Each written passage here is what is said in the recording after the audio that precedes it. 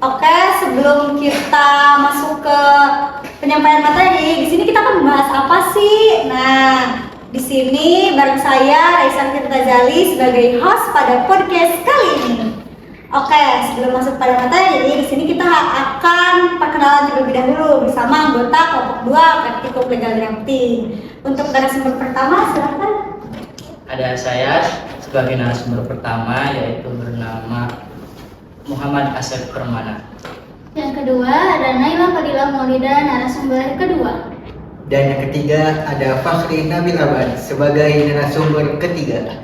Dan untuk yang terakhir saya Izka Ikhwanul Muttaqin sebagai narasumber keempat.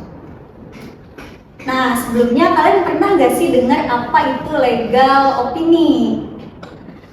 Apakah legal opini itu kayak vonis hakim atau gimana sih? Nah, jawabannya itu bukan ya. Di sini pada kelompok 2 Praktikum Legal Drafting, di sini kita akan membahas mengenai legal opini dari mulai pengertian, sejarah, kedudukan, sistematika, fungsi dan lain sebagainya.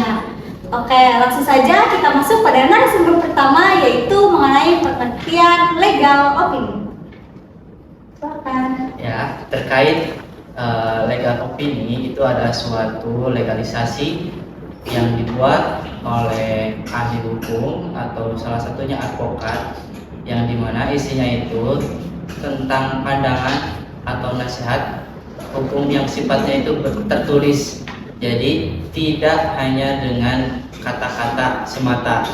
Jadi ya dalam legalisasi opini itu terpacu tidak tanpa dasar hukum. Jadi ada peraturan hukum yang menguatkan legal opini dari suatu ahli hukum tersebut. Seperti itu. Oke, itu adalah pengertian legal opini. Jadi sederhananya legal opini itu pendapat hukum tertulis ya, betul ya? Seperti Betul. itu. Jadi bukan ramalan ya kalau legal opini itu. Nah, itu kan dari sisi pengertian. Sekarang kita kupas tuntas ya, bagaimana sih sejarah legal opini? Sih ada yang tahu nggak sejarah legal opini itu kayak gimana? Nah, sekarang kita masuk ke narasumber kedua. Kita akan bahas mengenai sejarah legal opini itu seperti apa. Tentang sejarah perkembangan legal opini, di mana legal opini ini berkembang pesat di Amerika Serikat, yang mana berkembangnya itu terkait tentang berskala besar tentang perusahaan, investasi, dan perbankan, yang mana di negara-negara Eropa kontinental ini tidak begitu sepesat di Amerika, yang mana misalnya seperti di Prancis. Di Prancis ini tidak melegalkan seperti di Amerika Serikat, dikarenakan advokat ini memiliki peran di mana etika hukum dan tradisi profesi hukum. Nah, sebagian besar advokat menilai pemberian pendapat hukum tertulis pada pihak luar dapat berpotensi menabrak etika kerahasiaan profesi. Nah, di sini juga di Indonesia juga terjadi yang menganut sistem hukum civil law. Oke, menarik ya dari segi sejarahnya.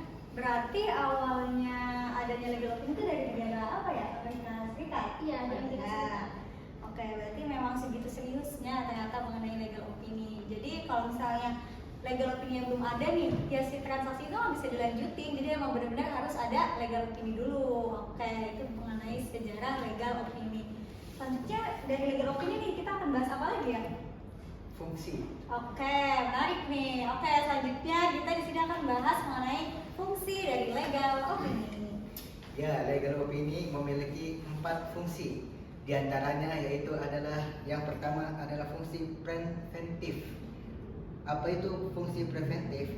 Fungsi preventif itu membantu klien menghindari potensi sengketa melalui langkah hukum yang tepat.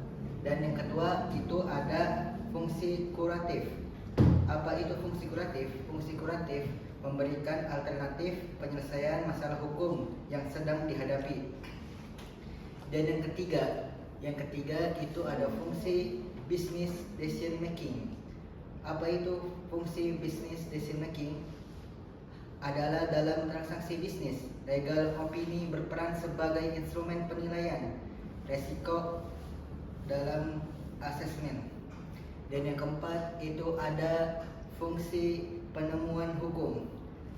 Adalah bagi hakim, legal opini tingkat akademis diarahkan sebagai referensi ilmiah dalam responding untuk mengatasi kekosongan atau ketidakjelasan peraturan.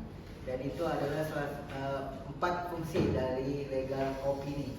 Oke, itu fungsinya ya. Menarik ya, ternyata emang legal opini itu selain memiliki sejarah, fungsinya juga emang sangat banyak banget gitu.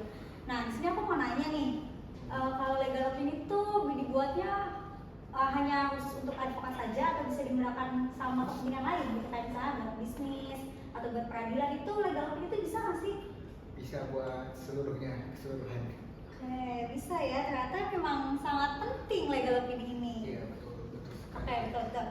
Jadi legal opini itu dibuatnya memang oleh advokat, tapi kepentingannya itu bisa dipakai buat bisnis ekonomi dan sebagainya. Itu ya, betul. Betul.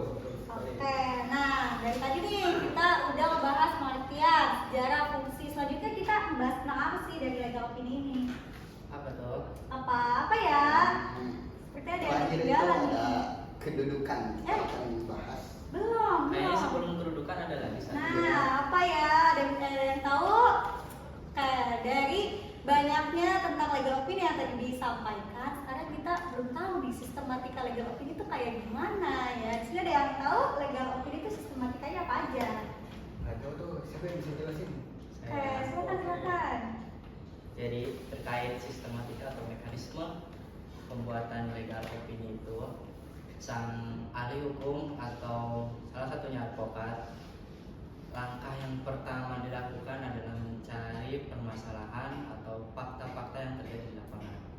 Setelah mencari permasalahan, baru ahli hukum itu atau advokat itu menentukan masalah yang penting dari permasalahan-permasalahan yang diambil pada faktanya gitu.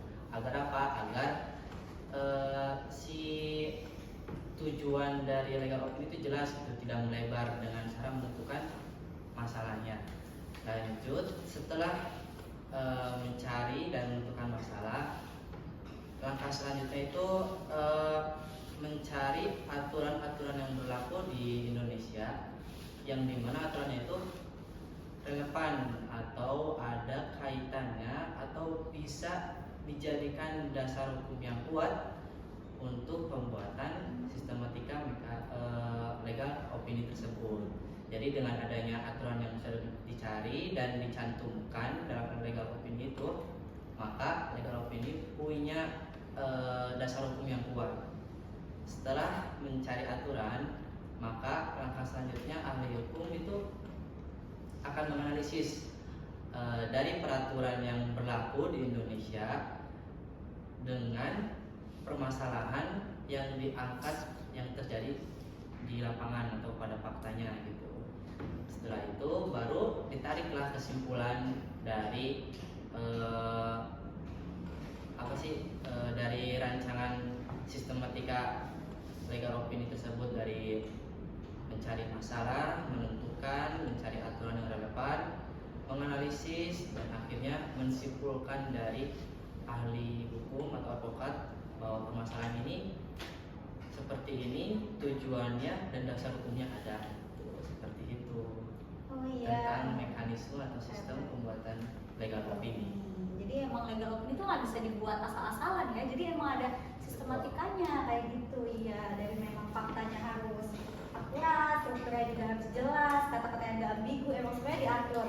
Nah, ini kan tadi yang katanya yang kelima tuh harus objektif ya bahasanya tuh. Kalau misalnya nih ya, si klien tuh pengennya tuh kayak gini. Nah, bisa nggak sih si hukumnya tuh dipaksain biar sama gitu kayak klien? Karena kan tujuan dari advokat nih memenangkan si klien gitu. Jadi kalau misalnya faktanya nih kayak gini tapi dibelokkan gitu, karena dasar hukumnya ada tuh kayak gini tuh, boleh nggak sih dalam legal opini?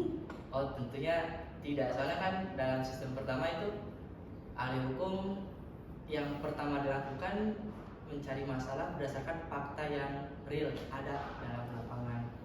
Maka Makanya setelah itu ditentukan bukan judul sih, ditentukan inti dari permasalahan agar nantinya ya jelas tujuan legal opinion itu kemana, jadi nggak ada unsur-unsur obscure label tuh seperti itu.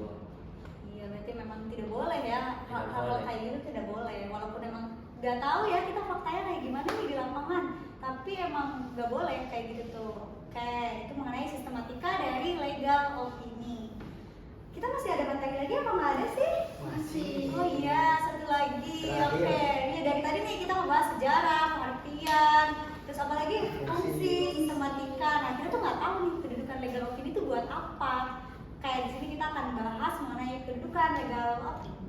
Ya, silakan. Ya, untuk kedudukan legal opini tersendiri itu sebelum kita mengetahui kedudukan legal opini sebagai dasar hukumnya, Ya. nah kita tuh harus tahu dulu apa saja dasar hukum. Nah, untuk dasar hukum sendiri itu terbagi menjadi ada dua macam. Yang pertama ada dasar hukum formal, ada dasar hukum non formal. Nah, untuk dasar hukum formal itu seperti undang-undang dasar, terus jurisprudensi dan sebagainya. Untuk yang non formal itu seperti doktrin. Non formal itu kayak doktrin yang tidak memiliki ketentuan yang khusus. Nah, untuk legal opini tersendiri itu berkedudukan sebagai sumber hukum non formal, yang dimana legal opini itu untuk mendoktrin suatu hukum. Tetapi kekuatan hukum legal opini ini walaupun dasar hukumnya non formal, tapi kekuatannya itu sama seperti hukum formal. Jadi bisa disimpulkan bahwa legal opini itu berkedudukan sebagai dasar hukum itu ya non formal. Oh gitu. Oke, jadi walaupun bukan undang-undang nih, pendapat hukumnya tetap kuat ya, harus Iya. dipakai seperti itu. Oke, ternyata itu kedudukannya ya, kedudukan dari legal opini. Jadi legal opini itu bukannya sekedar tugas atau ramalan-ramalan apalah itu, bukan. Jadi legal opini itu memang pandangan hukum yang memang berdasarkan fakta dan lain sebagainya. Oke, jadi penting untuk kita ingat semua bahwa legal opini adalah pandangan hukum, bukan ramalan masa depan. Mungkin cukup sekian ya penyampaian podcast pada hari ini. Akhir kata, semoga setelah kalian semua mendengar podcast ini, kalian bisa membuat legal opini yang baik. Karena dari tadi nih kita udah bahas mengenai sejarah, pengertian, fungsi, sistematika, dan bahkan kedudukannya nih udah kita kupas tuntas semua di sini. Oke, semoga kalian gak hanya bisa paham mengenai legal opini, tapi kalian bisa membuat legal opini dengan baik dan benar. Sekian dari kelompok 2, saya Raisan Ketutazali sebagai host pada podcast kali ini pamit undur diri. Wallahul muwaffiq ila aqwamit thoriq. Wassalamualaikum warahmatullahi wabarakatuh.